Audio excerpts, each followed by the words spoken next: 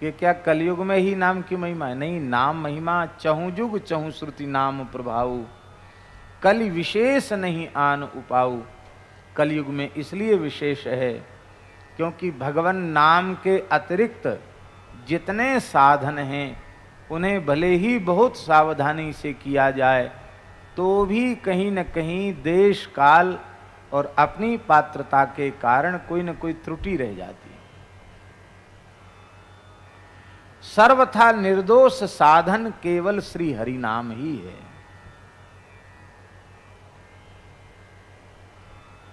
मंत्र जप की बड़ी महिमा है, पर मंत्रों का शाप विमोचन जरूरी है।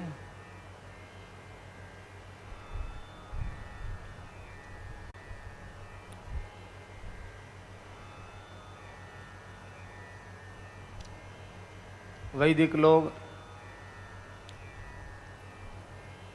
गायत्री की विशेष रूप में गायत्री की उपासना करते हैं, गायत्री मंत्र का जप करते हैं, लेकिन वहां भी शाप युक्ता तो गायत्री सफला न कदाचन, शाप युक्ता गायत्री सफल नहीं है। तो सभी मंत्र का उच्चारण न भी करते बने किसी विशेष समयाभाव आदि के कारण, तो देवी गायत्री, ओम देवी गायत्री तुम ब्रह्म सापाद विमुक्ता भव, वशिष्ठ सापाद विमुक्ता विश्वामित्र सापाद विमुक्ता भव। ओम देवी गायत्री तुम ब्रह्म वशिष्ठ विश्वामित्र सापाद विमुक्ता भव, ये कहना पड़ता है।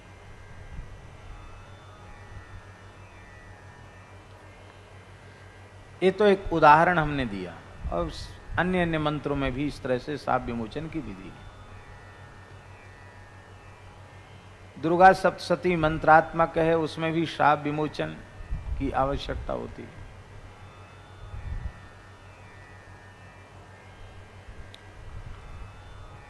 अंगन्यास, करन्यास, हृदयादन्यास, ऋष्यादन्यास, अक्षरन्यास, इन सब की भी आवश्यकता होती है। आसन की आवश्यकता होती है, मुहूर्त की आवश्यकता होती है, जपादि में जपांत में मुद्राओं को प्रदर्शित करने की आवश्यकता होती है। और इतना सब करने के बाद भी यदि आपका जप करने में चित्त व्यग्र है, एकाग्र चित्त से जप नहीं कर रहे हैं, तो व्यग्र चित्तो हतो जपः, व्यग्र चित्त होने पर उस जप का फल आपको नहीं मिलेगा।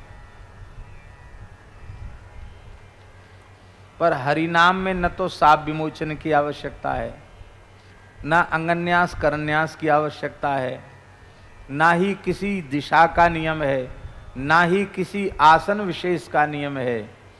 कहां तक कहें, कलि संतरण उपनिषद में लिखा है, शुचि ही असुचिर्वा, पवित्र अवस्था में हो अथवा अपवित्र अवस्था में हो तो भी भगवान नाम लिया जा सकता है।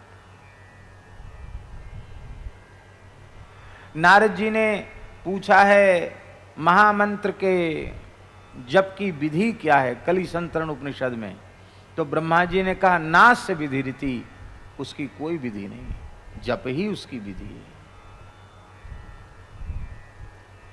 तो इतनी सरलता भगवान नाम में जो दे दी गई है, उसके कारण यही बात है।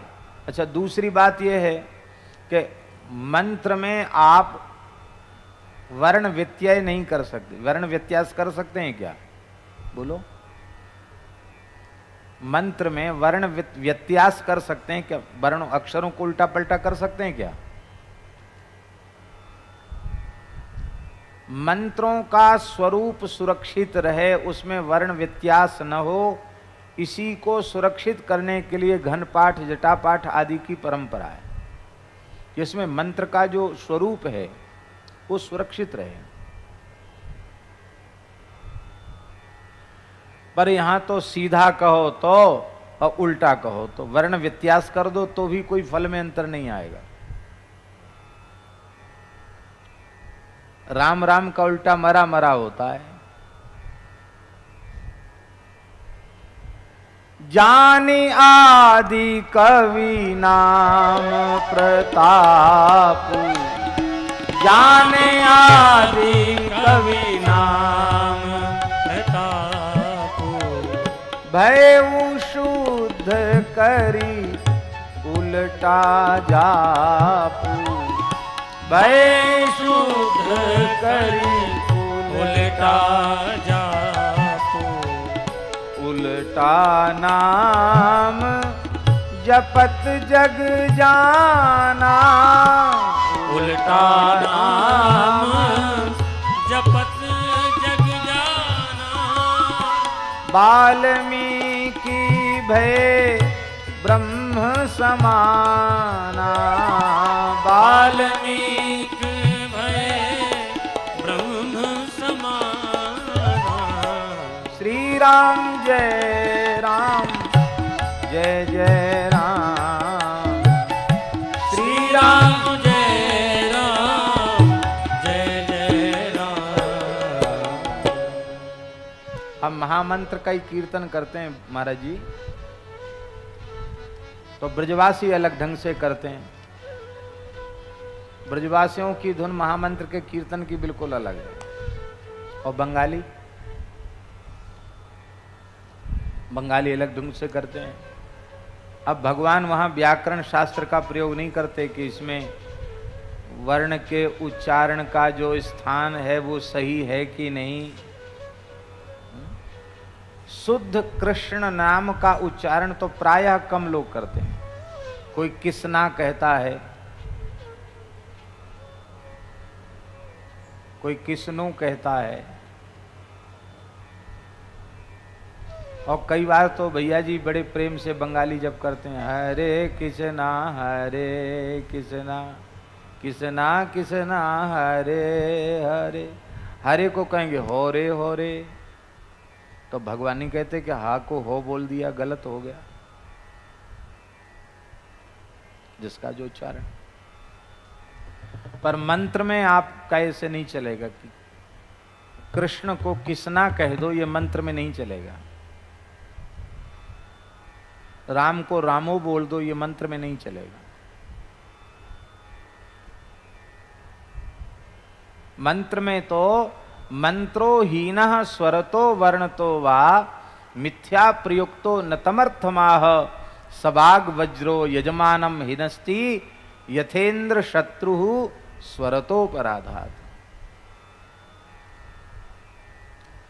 मंत्रोहीनः, मंत्रहीन हो जाए, चाहे स्वर। डीग वाले बाबा इधर आ जाएं, वहां परेशानी हो रही, यहां बैठ के सुन लें।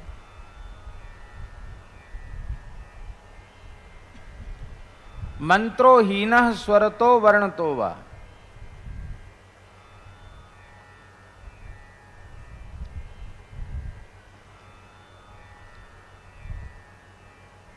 इस कमरे में एक कंबल रखा है, इसको उठा करके दे दो। बैठ।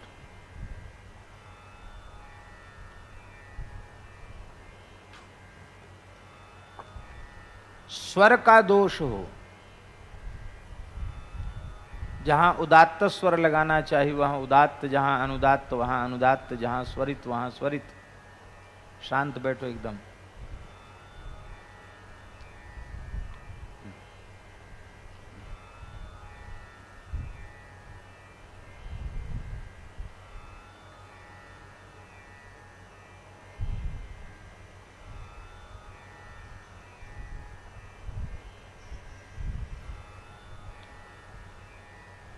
इसीलिए देखो बटुक ब्रह्मचारियों, बहुत ध्यान से सुने।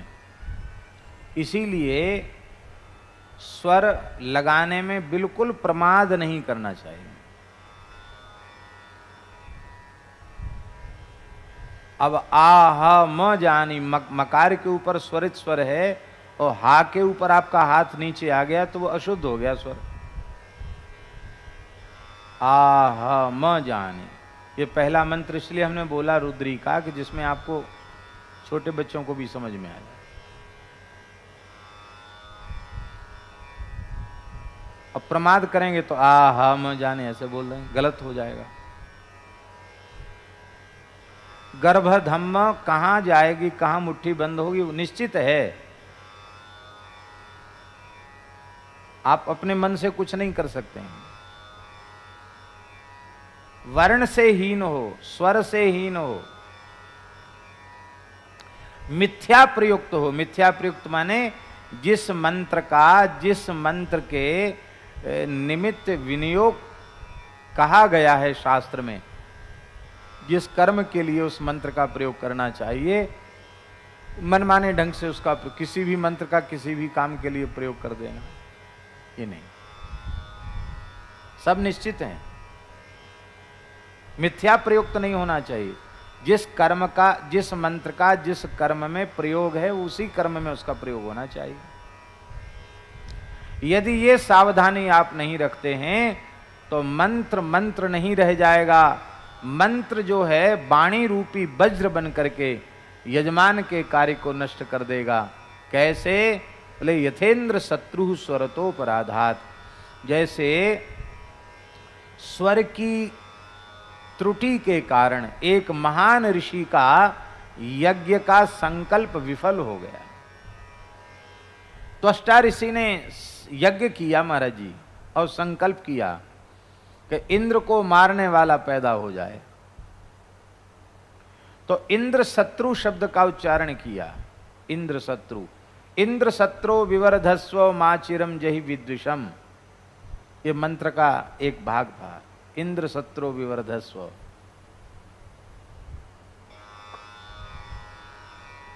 इंद्र शत्रु बढ़ जाए और शीघ्र ही इंद्र का शत्रु बढ़ जाए और बढ़ करके अपने प्रबल शत्रु इंद्र को मार डाले, इसलिए यज्ञ किया था। लेकिन इंद्र शत्रु शब्द में अंतोदात्त पढ़ना चाहिए था महर्षि को। अंतोदात्त न पढ़कर उन्होंने आदि उदात्त पढ़ दिया, तो आदि उदात्त पढ़ देने से बहुब्रीहि समास हो गया, और अंतोदात्त पढ़ते तो तत्पुरुष समास होता। तत्पुरुष समास होने पर अर्थ होगा इंद्र का शत्रु, इंद्र से शत्रु, इंद्र शत्रु तत्संबुद्धौ हे इंद्र शत्रु, ये होगा। और जब आदि उदात्त होगा तो बहुब्रीहि समास होगा। इंद्र एव शातयिता शत्रुर्यस्य असौ इंद्र शत्रु तत्संबुद्धौ हे इंद्र शत्रु, अर्थ ही बदल गया। स्वर के बदलने से समास बदल गया, और समास के बदलने से अर्थ बदल गया। कहाँ तो अर्थ था इंद्र से मरने वाला, इंद्र को मारने वाला, और बहुब्रीहि समास हो गया तो अर्थ हो गया इंद्र से मरने वाला। तो इंद्र से मरने वाला वृत्तासुर पैदा हो गया।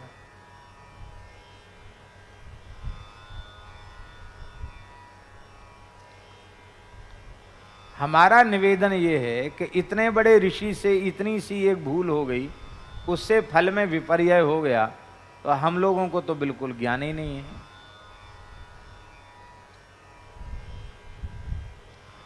उच्चारण के संबंध में भी सभी वैदिक एकमत नहीं हो पाते हैं। हो पाते हैं क्या?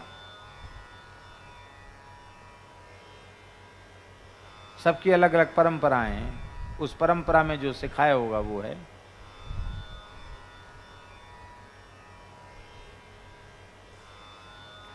दाक्षिणात्यों के उच्चारण की पद्धति ही अलग है, इधर के लोगों के उच्चारण की पद्धति अलग है। पर हरिनाम में ये सब बंधन नहीं रखे गए। इसलिए कल्याण, कलयुग में कल्याण रूपी कल्प वृक्ष हरिनाम ही है, राम नाम ही है, और इसमें कल्याण रूपी फल लगते हैं। इसका तात्पर्य है कलिकाल में राम नाम के आश्रय के बिना जीव का कल्याण संभव नहीं।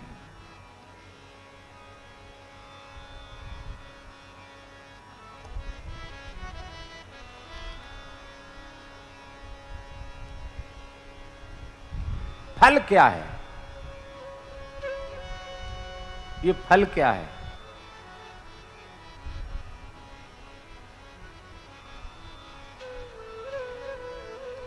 फल क्या है?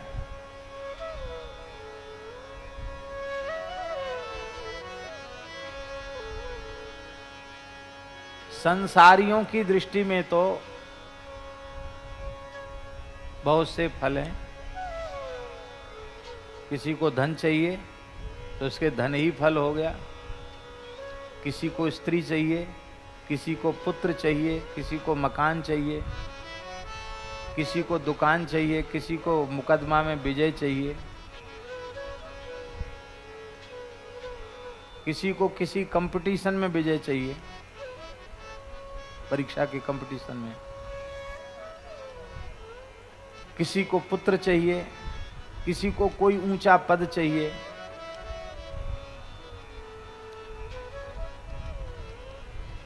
चुनाव के समय नेताओं में बड़ी भक्ति जगती है।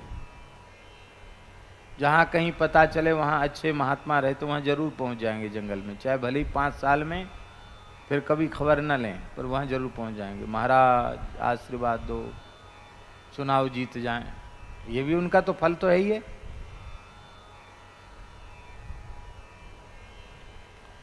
और महात्माओं को भी सबको आशीर्वाद देना पड़ता, नहीं आशीर्वाद दें तो वहां रहना मुश्किल हो जाए।